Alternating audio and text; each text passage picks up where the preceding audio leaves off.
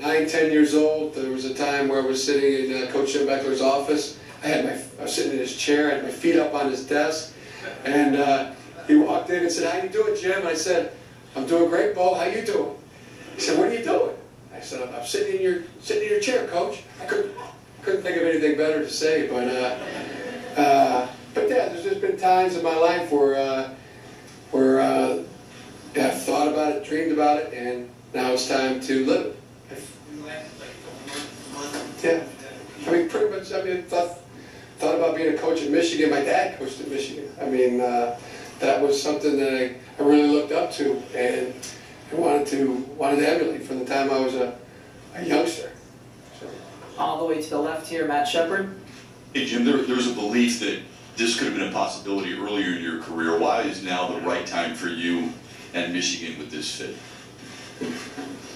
Oh, it's again, I want to thank the Board of Regents. I want to thank the President, our athletic director, for having the confidence in me to coach at the University of Michigan. That is I'm honored, I'm humbled, and I'm very happy. And I want my family to be happy too. There was a time where we flew in and they had a gift bag for the kids, hats, a scarf, some sweatshirts, and the kids had them on, and that took me back to a place where that took me back to walking into Moe's sports shop and looking at everything with big wide eyes, hoping that you would get something. And Moe's sports shop used to give us a 10 or 20% discount for coaches' families, and that's what I would save my money for. I would save my money for cut lawns and shovel snow and rake leaves, so I could go to Moe's sports shop and get a pair of basketball shoes or get something with a big block M on it. And so my kids were wearing it. That took me back to a place. To the far right, Fred Human. Hey Jim, over here, little guy. Right over here, right. Hi Fred. How you doing? Good. Hey, as I was out last night in East Lansing, as a matter of fact, somebody asked me if I was going to come to Ann Arbor and see the Messiah. I'm wondering how comfortable or uncomfortable you are with this perception that you're the savior of Michigan football. I'm not comfortable with that at all. As I said.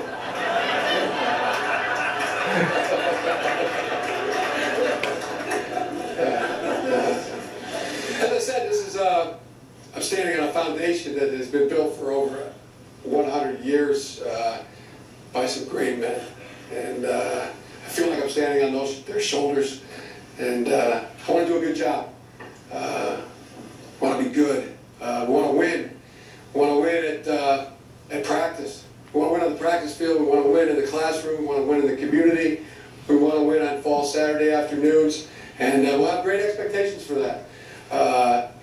We'll have great expectations for the first team meeting and the first week of winter conditioning. Can't wait. Over to your left, Rachel Lindsay. Jim, Rachel Lindsay from the Toledo Blade. Did you leave the NFL dismayed at all? If not, what are you going to take from the NFL and bring back to the University of Michigan and to your team? I don't have that list in front of me. We're going to hit the ground running and work extremely hard at it. Yeah. Can I leave the NFL dismayed? I don't understand what that means. I'm sorry. I'm sorry.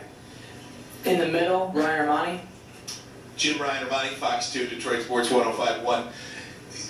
To follow up on Fred's question a bit, there are so many people who see you and all your success and how quickly some other coaches have done it in college football. How quickly do you think winning in Ann Arbor will be, the norm? Big Ten championships, national championships, etc. As I said, we have great expectations for the first week.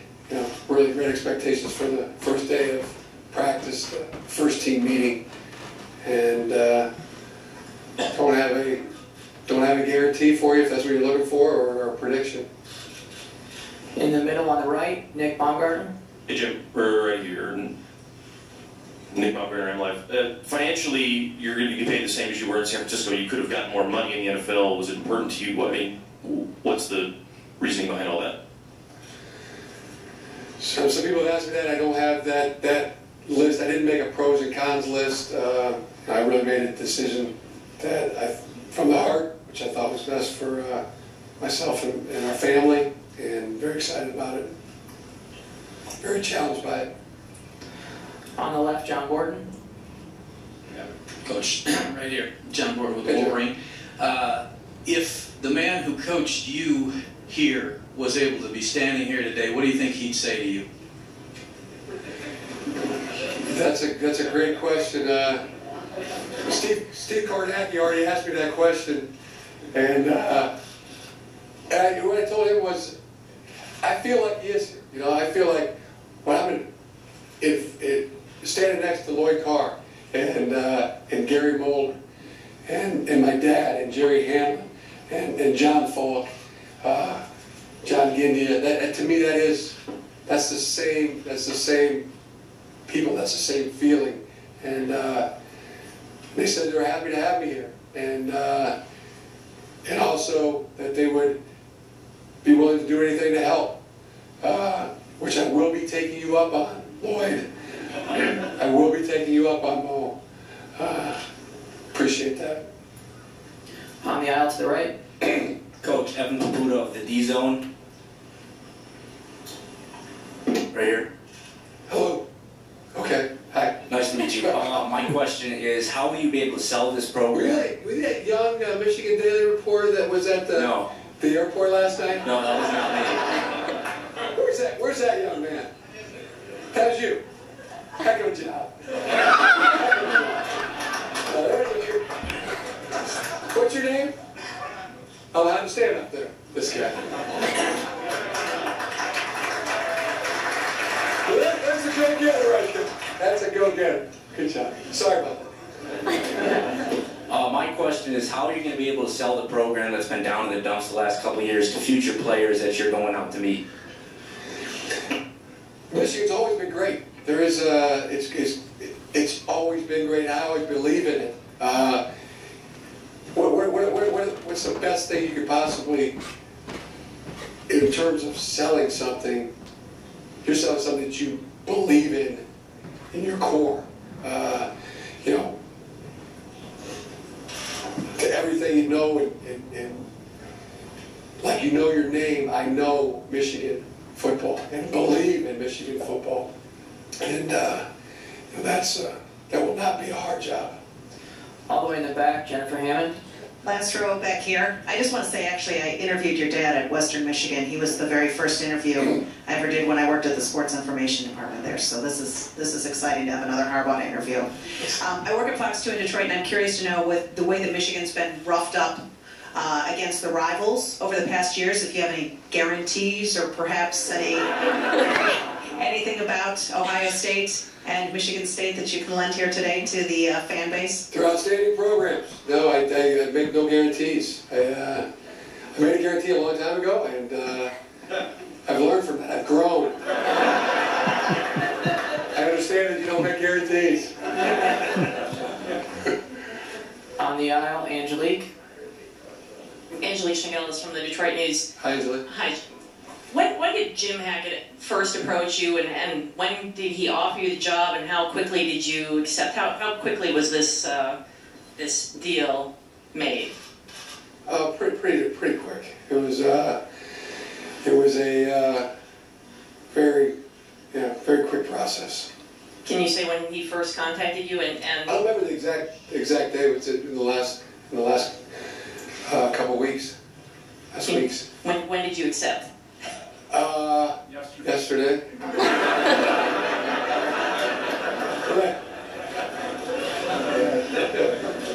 All the way in the back, Tom Lyden. Signed on and flew out here yesterday. Jim, Tom Lyden right here in the back from WXYZ Detroit. You know, there were some comments you made a few years ago critical of the academics here at Michigan and how things were handled. How has that changed in your mind? Are you going to be instrumental in any further change moving forward, and how might your stance on that have changed over the years? Well, you know, that's a good question. That was another thing that I didn't understand at the time and didn't fully understand and made the mistake of not knowing that you don't compare things.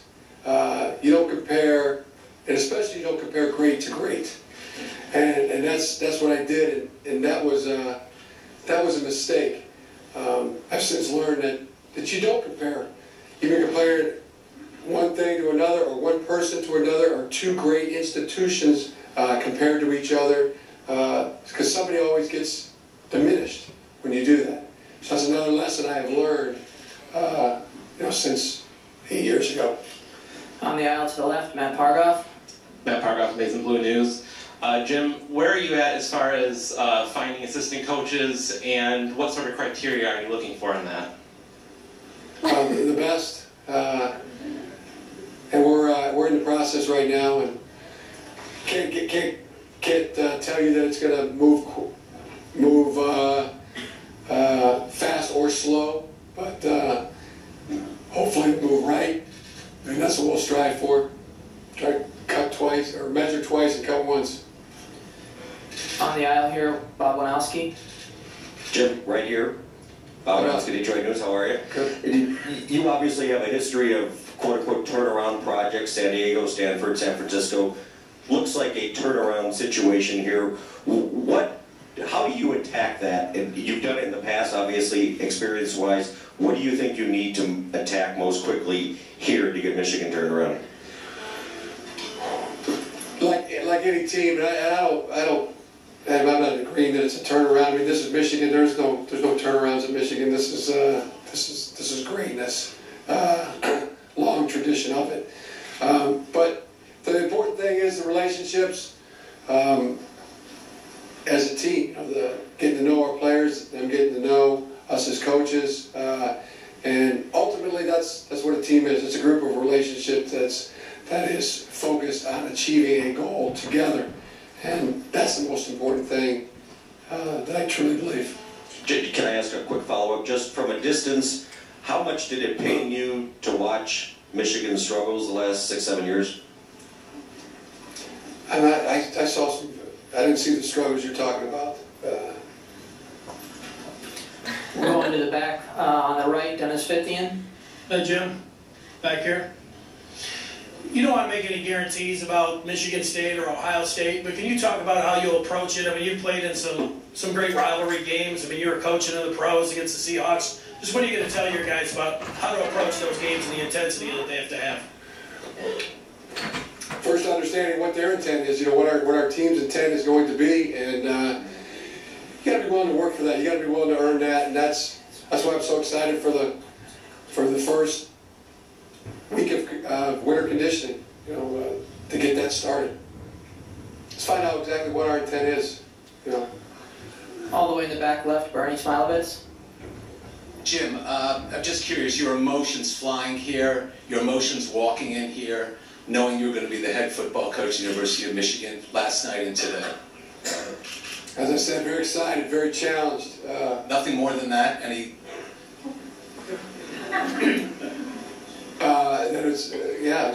As I said, it's very, very special. This is a homecoming. That would be the top of the list. We're going to have time for a few more questions. We're starting on the left, Adam Biggers. Picking on a guy here who's got a bad voice. Shame you, Bernie. Jim right here, Adam Biggers, Bleacher Report. Given your fiery personality, the way that you approach the game, do you feel like maybe you're going to be able to connect better with, back in the college game than maybe with at the professional ranks? How do you feel your personality translates to the college game? Again. I feel like it's the only personality I have. The other ones were all taken. So I got this one. But we all have a great desire. There's a human agency to be a part of a team, to be a part of something great, to be a part of something that you're bigger than yourself. And